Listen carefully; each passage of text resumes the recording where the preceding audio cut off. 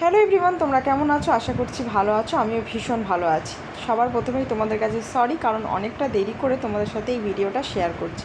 এই ভিডিওটা শ্যুট হয়েছে 5 তারিখে, আর এই ভিডিওটা পুরোটাই শ্যুট করেছে আমার বোনজি। কারণ আমি এই দিন প্রচণ্ড ব্যস্ত ছিলাম, ছোট্ট তাতানের জন্মদিন বলে কথা, তাই। আর সবথেকে খারাপ লাগার বিষয় যেটা হলো সেটা হলো 5 তারিখ ছিল দশহরা পুজো, মা মনসার।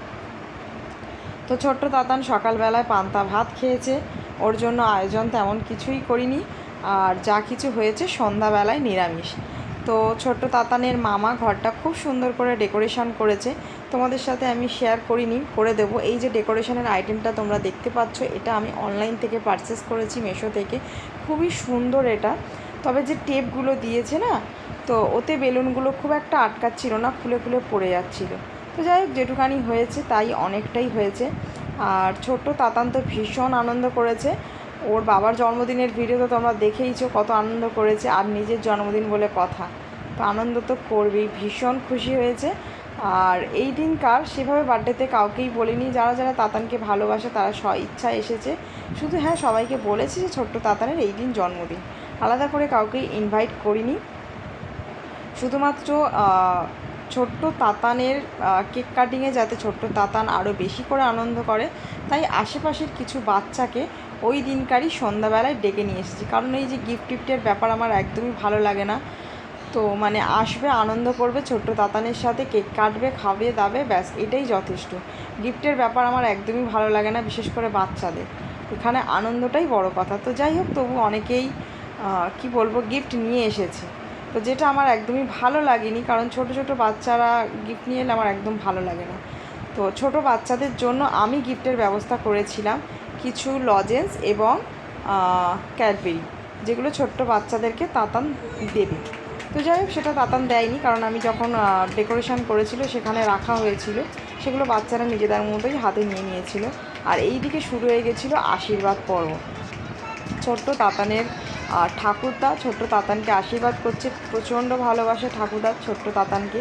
তারপরে মানে এটা হচ্ছে আমার পিসি শাশুড়ি, উনি আশীর্বাদ করবে, পরপর বড়রা আশীর্বাদ করবে। আর সবথেকে মানে খারাপ ব্যাপার, ছোট্ট তাতান না কিচ্ছু মুখে নেয় না। তোমরা যারা আমার ভিডিও দেখো তারা তো জানো। তো এখানে ওর দাদু ওকে কিছুতেই পায়েসটা খাওয়াতে পারলো না, এমনকি ওর বাবা যে ওর গালে দিল, ও খুবই বিশ্রীভাবে গাল থেকে বের করে দিল। মানে কেন যে খাওয়া দাওয়া করে না আমি বুঝি না, মানে কিছুতেই কিছু গালে নেবে না। তো এটাই আমার খুব খারাপ লাগে, যে কারণে ওর জন্য যাই রান্না করি না কেন মনে মানে খুব একটা শান্তি আসে না। যদি সেটা করে দেওয়ার পর একটু গালে দেয়, খুব ভালো লাগে। যারা বাচ্চার মা আছে তারা জানো। তো যাই হোক, জানি না ছোট্ট তাতান কবে নিজে থেকে সব কিছু খাবে। আর দেখতে পাচ্ছ দুটো কেক, একটা ওর পিসি দিয়েছে আর একটা আমরা দিয়েছি। তো যাই হোক, দুটো কেকই ও কাটিং করবে, ও তো পারবে না, ওর সাথে ওর দিদিভাই কেক কাটিং করবে। তো এখন আশীর্বাদ করে নিচ্ছে ছোট্ট তাতানের দিদুন। তো যাই হোক, দিদুনের অবদান অনেকটা ছোট্ট তাতানের এই মানে আসা, পৃথিবীতে আসার পর, আসার আগে।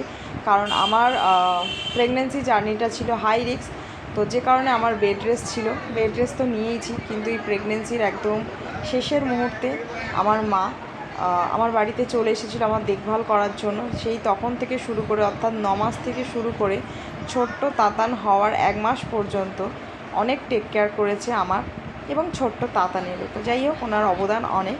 ছোট্ট তাতান জানি না মনে রাখবে কি না, তবে আমি এটাই মনে রাখবো। তো এইদিকে আমিও আশীর্বাদ সেরে নিলাম, কিন্তু ওই যে পায়েস কিছুতেই খাওয়ানো গেল না। আর এদিকে বাচ্চারা তো ভাবছে কখন কেক কাটিং হবে। বাচ্চারা ভীষণ আনন্দ করছিল, এটা দেখে আমার ভীষণ ভালো লাগছিল, কারণ বাচ্চাদের আনন্দ আমার ভীষণ ভালো লাগে। তো যাই হোক, আশীর্বাদ পর্ব শেষ হয়ে যাওয়ার পর কেক কাটিং হবে। আর ওদিকে তো রান্নার আয়োজন হয়েছে নিরামিষ, তোমাদেরকে বললাম দশহরা পুজো ছিল। আর এটা হচ্ছে তাতানের মামনি, অর্থাৎ মাসি। তো যাই হোক, আমি হয়তো ছোট্ট তাতান পৃথিবীতে আসা আমার কাছে মানে মানসিক এবং শারীরিক দুটোই যন্ত্রণা ছিল। তার সাথে সাথে মানসিক যন্ত্রণায় যারা সামিল ছিল তারা হলো ছোট্ট তাতানের মামনি এবং মেসোমশাই। মানে আমার সাথে সাথে ওরাও প্রচণ্ড চিন্তিত ছিল। ছোট্ট তাতান পৃথিবীতে আসছে, এটা যতটা আমাকে আনন্দ দিয়েছে, ততটাই আনন্দ ছোট্ট তাতানের মামনি এবং মেসোমশাই পেয়েছে। আর সব থেকে মানে কি বলবো তোমাদেরকে, ছোট্ট তাতানের যদি খুবই ভালোবাসার মানুষ কেউ থেকে থাকে, সেটা হলো ওর মেসোবাবু। ওর মেসোবাবুকে প্রচণ্ড ভালোবাসে, মানে মেসোবাবু এলে ওর আর কাউকে চায় না। আর মেসোবাবু ওর সাথে প্রচণ্ড খেলাধুলো করে, ততটা খেলাধুলো মনে হয় ছোট্ট তাতানের বাবাও করে না। তো যাই হোক, এমনই বন্ধন ছোট্ট তাতানের এবং ওর মেসোবাবু। তো এদিকে কেক কাটিং পর্ব হচ্ছে, দেখতেই পাচ্ছ। ছোট্ট তাতানের দৃষ্টি বেলুন, মানে কত যে বেলুন ও ফাটিয়েছে, মানে কি বলবো। আমি তো ভাবলাম ডেকোরেশনের মানে যখন ভিডিও হবে একটাও বেলুনের হদিশ পাওয়া যাবে না। তো ওই দিন এতটাই ব্যস্ত ছিলাম না, খুব ভালোভাবে কোনো ফটোও তোলা হয়নি। আর এই যে পুরো ভিডিওটা দেখছো, এটা আমার বোনজি করেছে, তো সেভাবে পুরোটা মানে তুলে ধরা হয়নি। তো যেটুকানি হয়েছে সেটুকানি শেয়ার করছি তোমাদেরকে।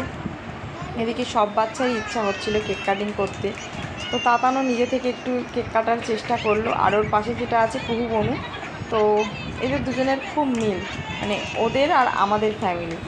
আমার যে বছর বিয়ে হয় ওদেরও সেই বছরই বিয়ে হয়, মানে ওই কুহুর মায়ের।